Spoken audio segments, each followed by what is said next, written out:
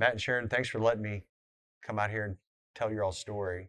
Super honored and always thankful for members like you that have been with us. I mean, since our humble beginning. And we've talked about this before, but you guys were with us, I mean, when we first started BulkLoads. Yeah.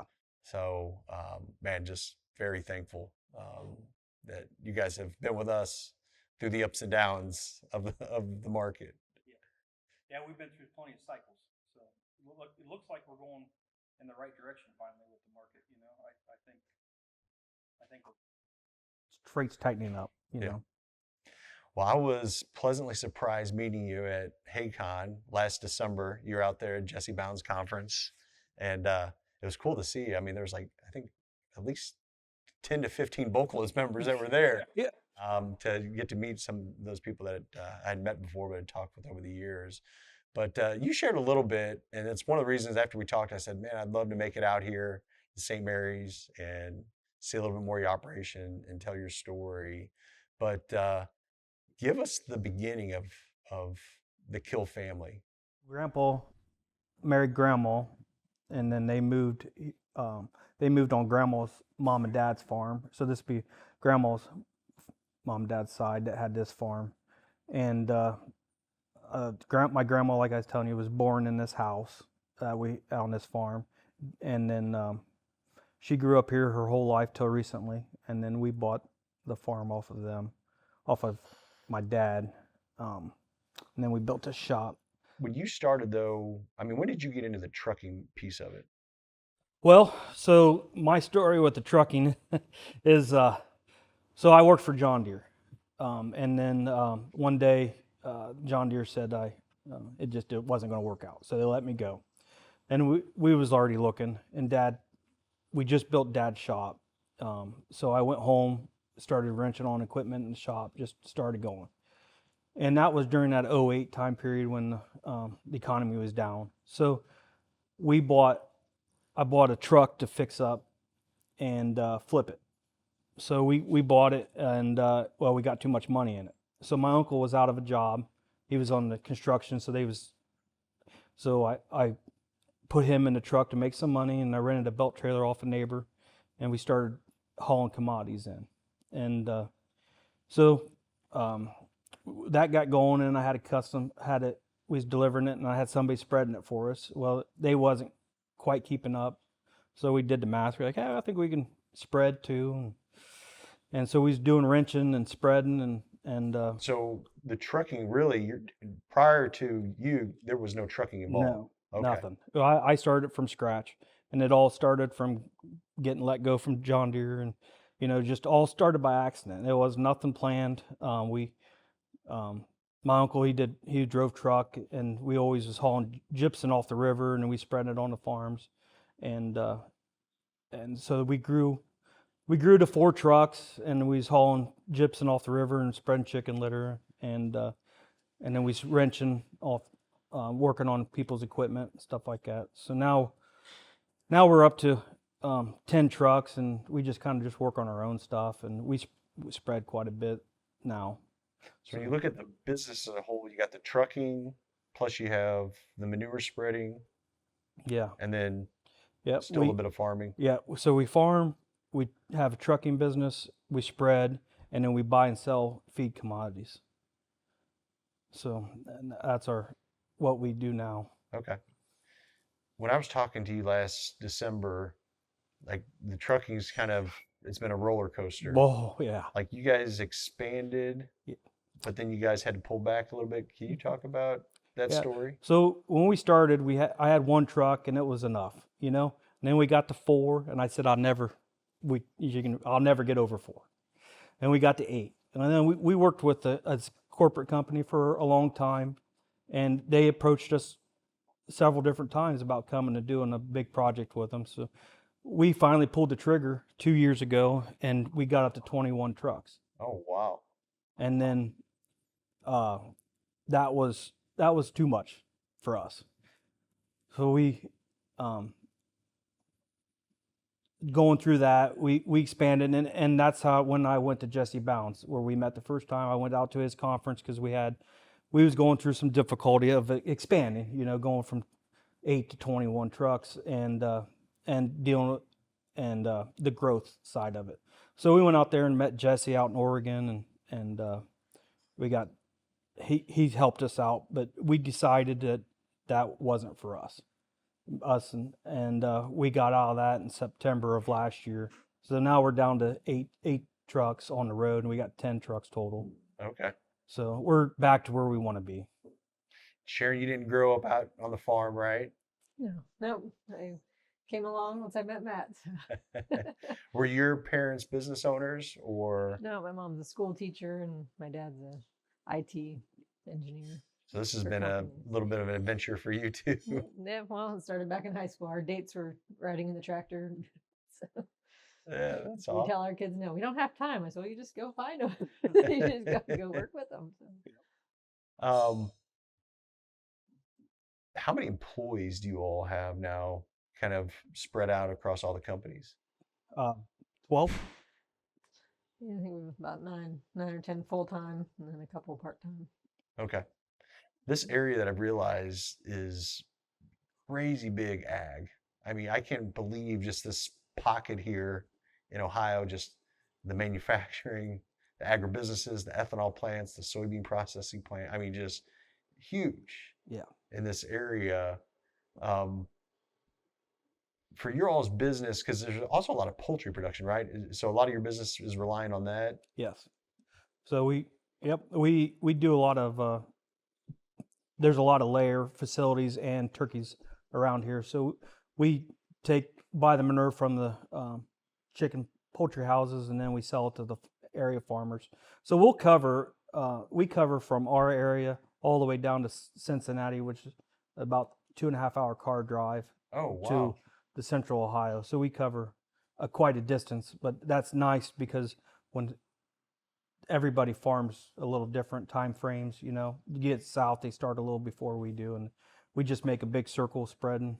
So, and that's usually, is that year round, or when does that really take off? spring and fall. Okay. So we're just gotten the going of it right now for the springtime. So you guys will actually go and purchase the litter, take a position on it, and then turn around and sell it to Yes. the farming operations. Yeah. Then you handle the trucking, I guess the loading, unloading. They'll load it on the trucks at the facility, but we take care of everything from there on.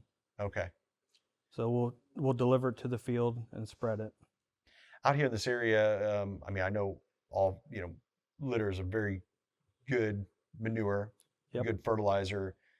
Is a lot of this for organic farming, or is it? It's all over. We did Okay. some for organic yesterday, 2 days ago, but most of it's not organic.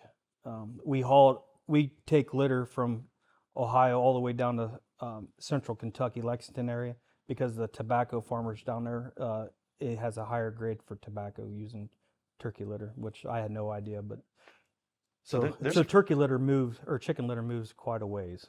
Okay, yeah, that's interesting.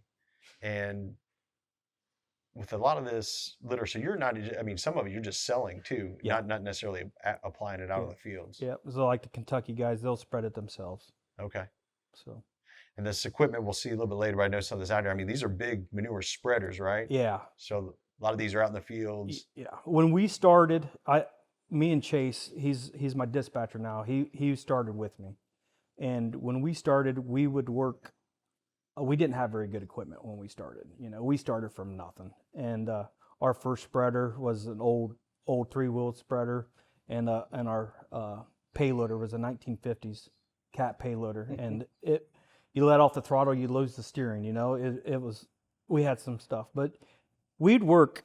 Me and Chase, we'd work all day and all night, and we'd get 2-3 hours of sleep, and we'd spread maybe 1,000 ton if we were lucky. That was a big day. And now with our equipment we can spread 2,000 ton in a 10-hour day. How many acres is that on? A 2,000 ton would be about it's 2 ton the acre, so Okay. be about 1,000 acres a day. Man, that's covering some ground. Yeah. For sure. Yeah, we can, with them new equipment, we can cover some ground. Yeah. So A lot of your equipment, like this truck behind us, is, I mean, beautiful. most of the trucks that you're running older models? No, we're getting to the newer stuff. Okay. So we're running new Kenworths now. We just bought a new one last week. Or, Okay. well, we got it last week. So we got some older stuff, and then we got 4 brand new trucks. So within the last couple years. Nice. You also mentioned, so you're all not just the litter, but you guys are also buying and selling feed commodities Yes, as sir. well. Yep. Yeah. So we'll buy and sell wet cake off the ethanol plants and buy and sell different feeds for the dairies around here. As far as the trailers go in your fleet, I mean, obviously with litter, I imagine a lot of belt trailers, we walking floors. we Are you all running hoppers or? We got 3 hoppers, but we don't run them much. We have 9 belt trailers we run, and then we like to buy.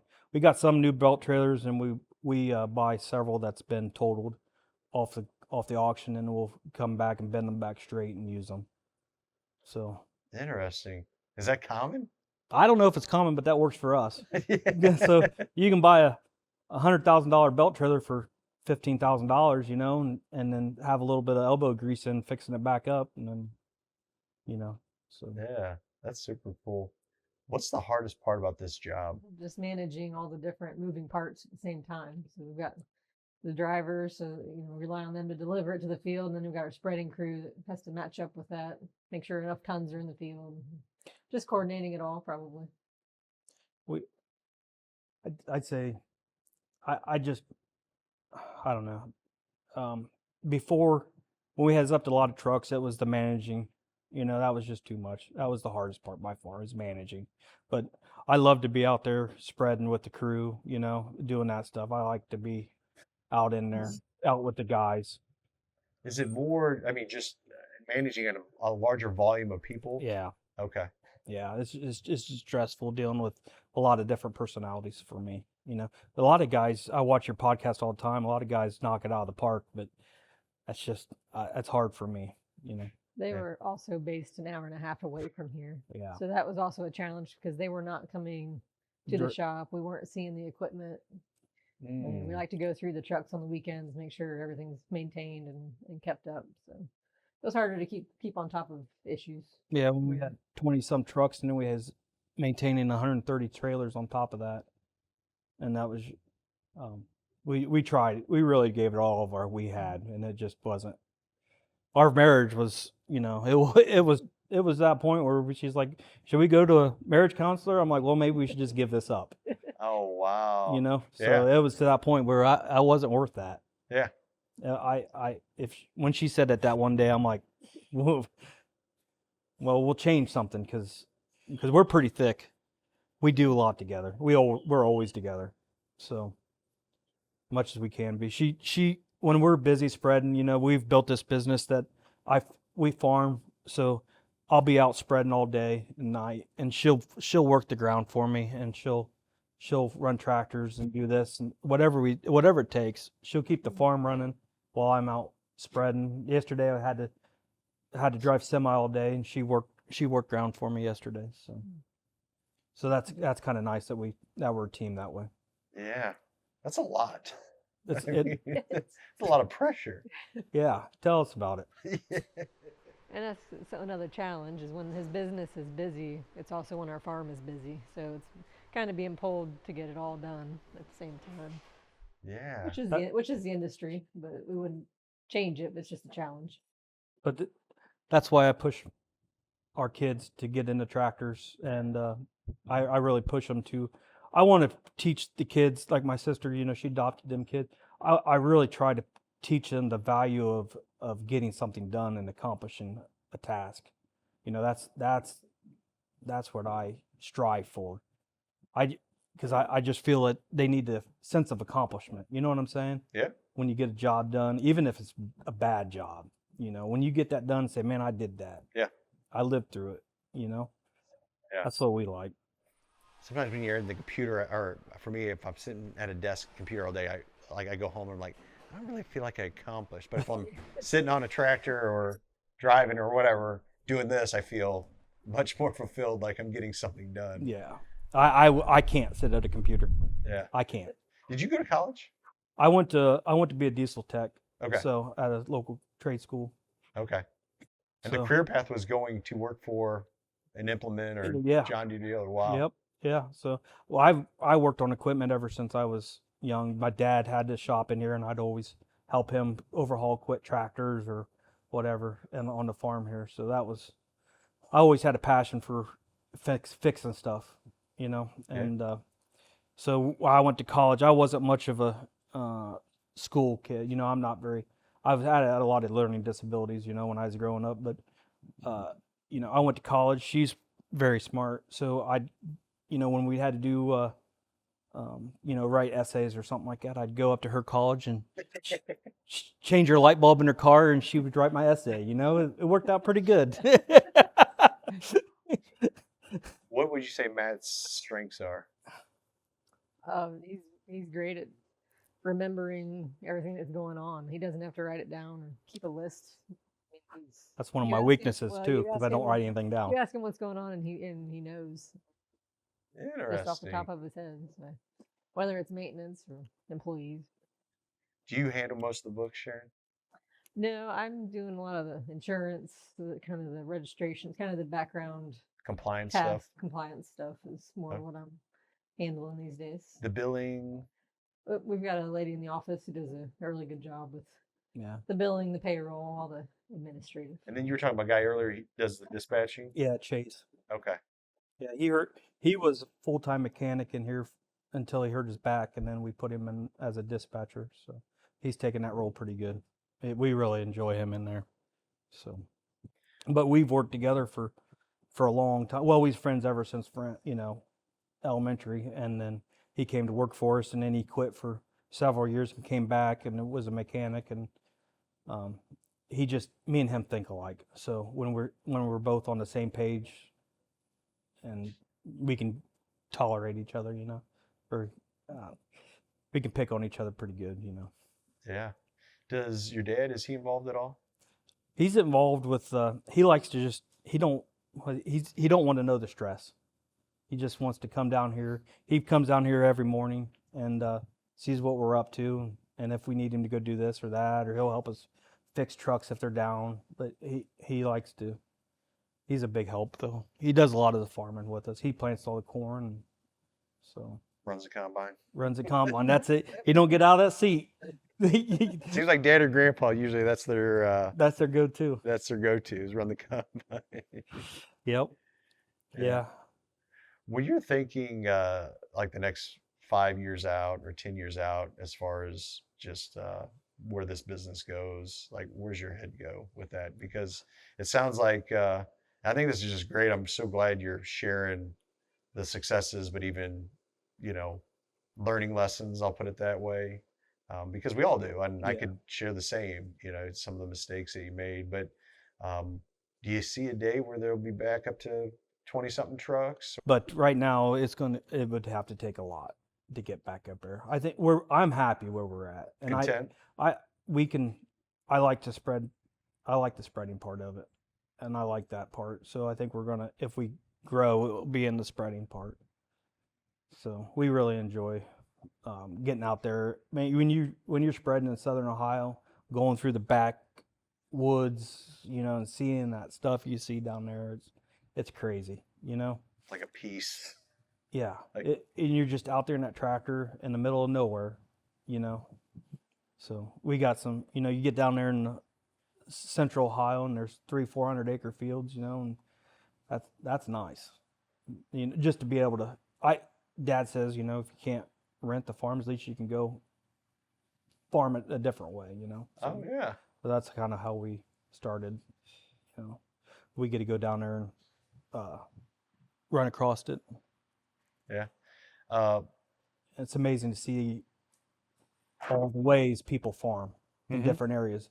You know, how what works in our area, you know, is totally different in a different area. You know, they just can't get away with what somebody else can get away with. Yeah.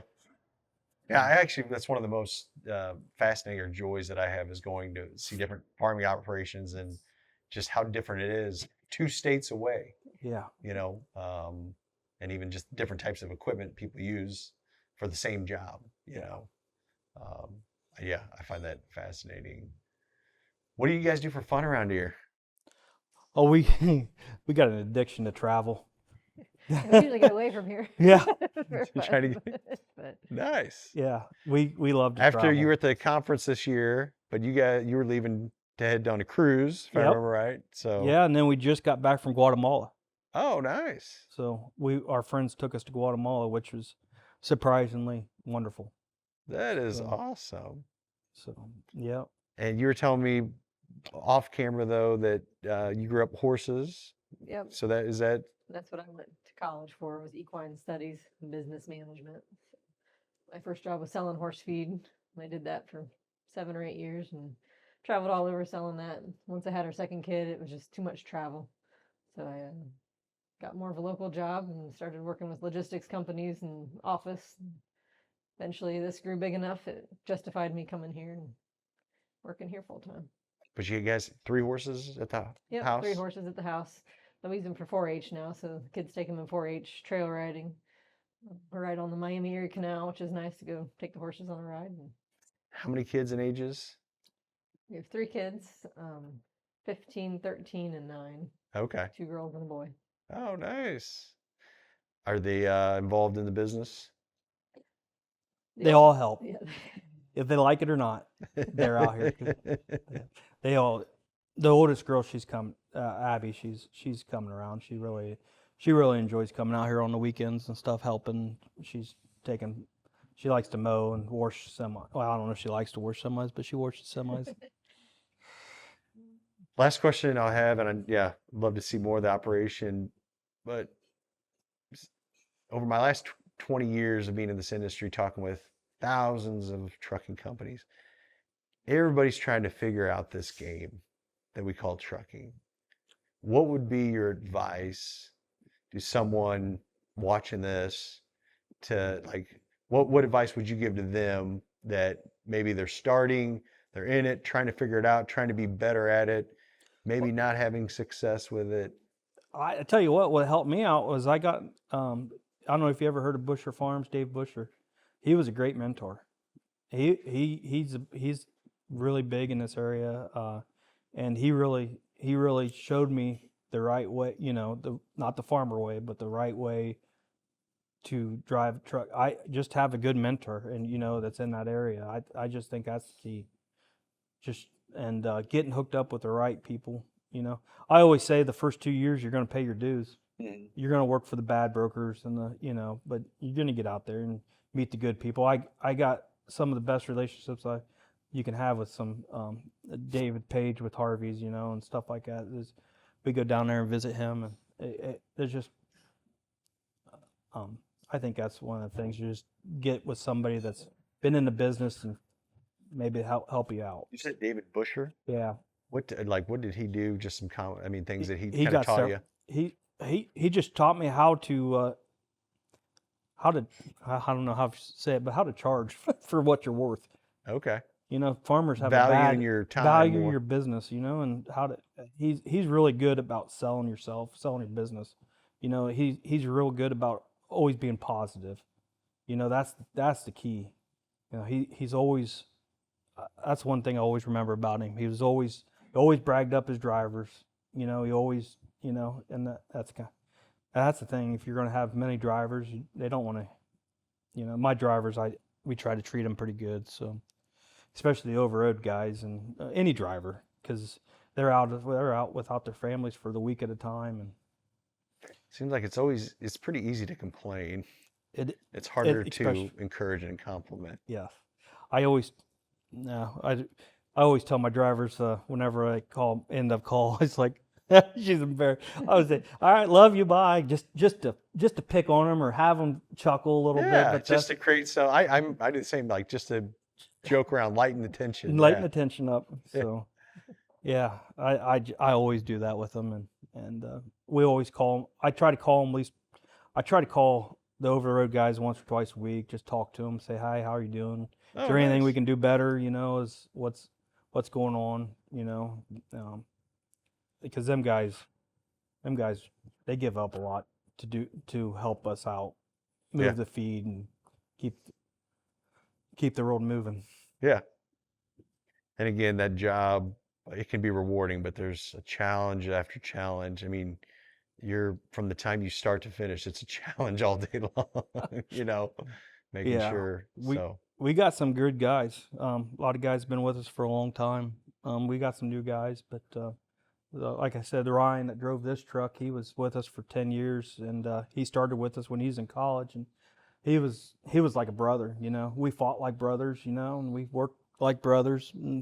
But he went home to his dad because his dad was getting a little sick, so he wanted to spend time with his dad in New York. So his wife was my dispatcher, and they all moved back to New York, and so so you all really started this together. I mean, you've been together since the very beginning to this. What's that been like? Well, at first, the very, very first, that he would fix up people's manure spreaders, the old, yeah, oh yeah, the beater kinds and my job was cutting off the twine strings off the beater as he was fixing everything else. That's one of the first things we did. So then it morphed into fixing refrigerant or AC units. So we got into a groove. He would do the technical stuff, and I would rev the engine when it needed, whatever. So that was high school, I think. Yeah. Just out of high school. Kind of, I've just tried to be a support. It's a lot of his drive, so I just try to provide the support behind the scenes. So. it takes a good wife to put up with an entrepreneur. Because the stresses you go through, and the debt loads, and the selling and buying, and doing that. She's been with me, or she supports me. I like to grow and think, buy nicer stuff and and she's kind of a little bit the opposite. I'm more conservative. So, when we started, we started in when we started dating in high school, we took animals together to the fair, and then she's always there helping us from the beginning. Yeah, it sounds like you're not afraid to roll your sleeves up and get dirty. And he doesn't have set hours. Matt will work if the job needs done. It's gonna get done. So if the kids need run or with the background stuff, I try to relieve that stress so he's not having to worry about all the background stuff of running a household and the family. But Yeah. it all overlaps. But she'll work. She tried spreading last year. Yeah. That's just a lot. I made a few rounds. Didn't enjoy it much, or did No, that wasn't for her. It's not for me. I'll keep delivering the fuel and the death. Yeah. And the You lunches. you mentioned you listen to the podcast a lot, Yeah. the videos. What have you pulled out the most from there?